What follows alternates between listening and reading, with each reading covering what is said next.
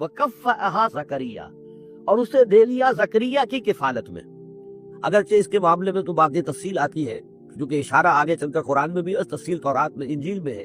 کہ ان کے لیے جب یہ طے ہو گیا کہ ہاں ٹھیک ہے یہ بچی جو ہے حنا کی بیٹی کو ہم قبول کرتے ہیں اس معبد اور ہیکل کے خادموں کی حیثیت سے۔ حالانکہ ہمارے یہاں رواج نہیں تھا، ہم کسی لڑکی کو نہیں قبول کرتے تھے، لیکن اس کو قبول کرتے ہیں۔ وہ حضرت حنا کا بھی چونکہ کوئی بہت ان کے ہاں ایک پایا ہوگا، مقام ہوگا کہ ان کی نیکی، ان کی راست بازی کا اور ان کے زہد اور تقویٰ کا، کہ ان کے لیے استثناء کر رہے ہیں، ہم نے قبول کر لیا۔ اب سوال پیدا ہوا یہ بچی کس کی کفالت میں رہے؟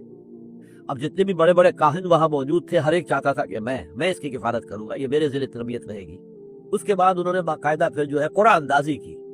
قرآن اندازی میں پھر حضرت زکریا کا نام نکل آیا، اور حضرت زکریا جو ہے ان کے سگے خالو بھی تھے،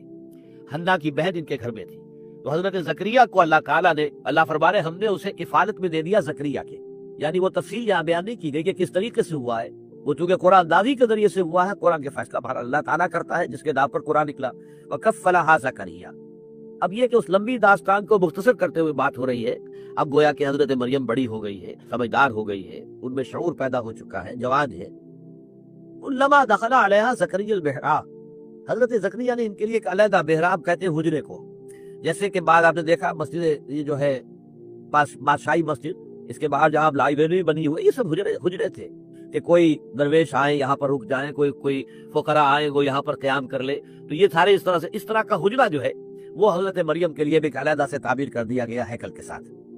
اور اس حجرے کے اندر جب بھی حضرت زکریا جاتے تھے، کلما دخل علیہ زکریا البحراب وجد عندها رزقا، وہ دیکھتے تھے کہ مریم کے پاس تو بہت عمدہ کھانے موجود ہیں اور بے موسم کے پھل موجود ہیں۔ اس میں رزق کی دو طرح کی گئی ہے وضاحت ہے، ایک تو ایک رزق سے مراد ہے علم، ذہانت، فطانت، حکمت، معرفت کے موتی، یہ ہے معنوی رزق، اس کو بھی اللہ تعالیٰ نے رزق ہی قرار دیا ہے۔ ایک یہ کہ واقعتاً جو مادی رزق ہوتا ہے، پھل ہے، اور پھل بھی وہ کہ جو موسم ہے ہی نہیں ان کا، وہ پھل موجود ہے وہاں پر، تو دونوں کا امکان موجود ہے، اس لیے کہ یہ ایک معجزے کی شکل میں بھی ہو سکتی ہے کہ اللہ تعالیٰ بہترین جو ہے پھل ان کو وہاں پر فراہم کرتے ہو، اور ایک یہ بھی ہے کہ ذہانت، فطانت، علم، معرفت، اس کی چیزیں جو دیکھتے ہو تو اس سے ان کو حیرت ہوئی۔ کلما دخل علیہا زکریا البحراب وجد عندها رزقا قال یا مریم ان لک ھذا، تو انہوں نے کہا بہت ہی تعجب انگیز انداز میں، اے مریم یہ چیزیں تمہیں کہاں سے ملتی ہیں؟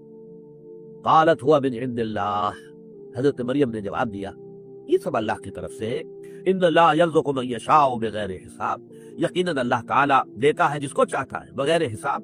جتنی چاہے دولت دے دے، جتنی چاہے ذہانت اور فطانت دے دے، جتنی چاہے نیکی، طبیعت کی نیکی عطا فرما دے، اللہ کی دین ہے۔ ہنالک دعا زکریا ربہ، اب اس سے حضرت زکریا علیہ السلام، یہ بھی نبی ہے، ان کے اندر جو ایک ہوک سی پیدا ہوئی، اس لیے کہ بہت بوڑھے ہو چکے تھے۔ سورہ مریم میں تو آغاز ہی یہاں سے ہوتا ہے کہ جب کہ حضرت زکریا نے اپنے رب سے دعا کی تھی کہ پروردگار میں بوڑھا ہو گیا ہوں، میرا سر جو ہے سفید ہو چکا ہے، میری ہڈیاں کمزور ہو چکی ہے، اور اللہ نے اس وقت انہیں کو اولاد نہیں دی تھی، اور مجھے اندیشہ ہے میرے بعد کوئی وارث نہیں ہوگا کہ جو اس دین کی امانت کو اس طریقے سے حفاظت اس کی کر سکے جیسے کہ کرنی چاہیے۔ لیکن اس وقت ان کے دل میں ہوک سی اٹھی کہ اللہ تعالیٰ اگر اس بچی کے اوپر اتنا مہربان ہے، اس بچی کو اس نے وہ کچھ دیا ہے، یا علم دیا ہے، یا معرفت دی ہے، یا حکمت دی ہے، یا اللہ تعالیٰ جو ہے یہ بے موسم کے پھل اس کو یہاں پہنچا رہا ہے، تو اس کی اگر قدرت جو ہے مجھ پر بھی ہے کچھ مہربانی ہو کر دے اللہ تعالیٰ، تو کیا بعید ہے کہ مجھے بیٹا عطا فرما دے اس بڑھاپے کی عمر میں بھی۔ ہنالک دعا زکریا ربہ، اسی وقت، اس کو ہنالک کا ترجمہ انگریزی میں ہوگا دیر اینڈ دین، دفعتاً ایک دعا جو ہے وہ ان کے قلب کی گہرائیوں سے ابھر کر آئی، اپنے رب کو انہوں نے پکارا، قال رب ہب لی من لدنک ذریۃ طیبہ، پروردگار مجھے بھی خاص اپنے خزانہ فضل سے، خزانہ فیض سے کوئی اچھی نیک صالح اولاد عطا فرما دے، انک سمیع الدعاء، یقیناً تو تمام دعاؤں کا سننے والا ہے۔ فنادت الملائکۃ وهو قائم یصلی فی المحراب، اب یہ محراب ہے خاص حضرت زکریا کی، اور پکارا انہیں حضرت زکریا کو فرشتوں نے، وهو قائم یصلی فی المحراب، جبکہ وہ نماز میں کھڑے ہوئے تھے اس اپنے محراب میں، اپنے حجرے میں، ان اللہ یبشرک بیحییٰ مصدقا بکلمۃ من اللہ، اللہ تمہیں بشارت دیتا ہے یحییٰ کی، یعنی یہ بیٹا تمہارے یہاں ہوگا جس کا نام یحییٰ ہوگا،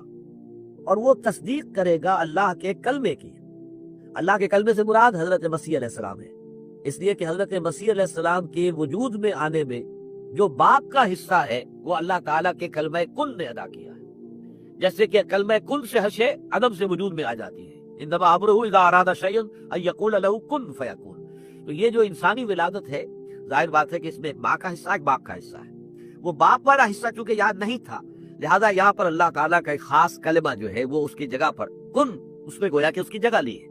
تو گویا کہ حضرت مسیح علیہ السلام خاص طور پر کلمۃ اللہ ہے، اللہ کا کلمہ ہے۔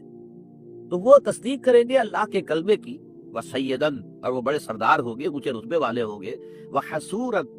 اور بہت ہی نیک ہوں گے، مجرد رہیں گے، انہیں دنیاوی لذتوں سے، آسائشوں سے اور شہوات سے کوئی سروکار نہیں ہوگا، وَنَبِيًّا مِنَ الصَّالِحِينَ، اور وہ نبی ہوں گے صالحین میں سے۔ یہ ہے جو کہ خوشخبری حضرت زکریا کو مل رہی ہے جبکہ وہ نماز پڑھ رہے تھے اپنے محراب میں، اپنے اس حجرے کے اندر۔ اب دیکھیے یہاں یہ معاملہ سامنے آ رہا ہے کہ حضرت خود دعا کی تھی، لیکن اس دعا کا ایک خاص وقت تھا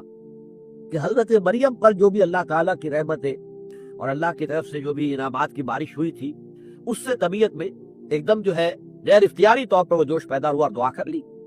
حالانکہ انتہائی خود بوڑھے ہو چکے تھے، ساری عمر بیوی جو ہے وہ مانج رہی تھی، وہ اولاد ہوئی نہیں ساری عمر۔ اب ان حالات کے اندر دعا کر لینا، دعا تو کر لی، لیکن اب جب کہ کو مل گئی ہے، خوشخبری مل گئی ہے، تو طبیعت کے اندر ایک اشکال پیدا ہو رہا ہے، یا یوں کہیے کہ اس پر یقین حاصل کرنے کے لیے اس کی توثیق چاہ رہے ہیں اللہ سے کہ واقعی یہ بات ہو جائے گی۔ قال رب انا یکون لی غلام، کہا انہوں نے کہ پروردگار میرے کیسے بیٹا ہو جائے گا، وقد بلغنی الکبر، جبکہ مجھ پر تو بڑھاپا مسلط ہو چکا ہے، وامراتی عاقر، اور میری بیوی جو ہے بانجھ ہے، ساری عمر بانجھ رہی۔ قال کذالک اللہ یفعل ما یشاء،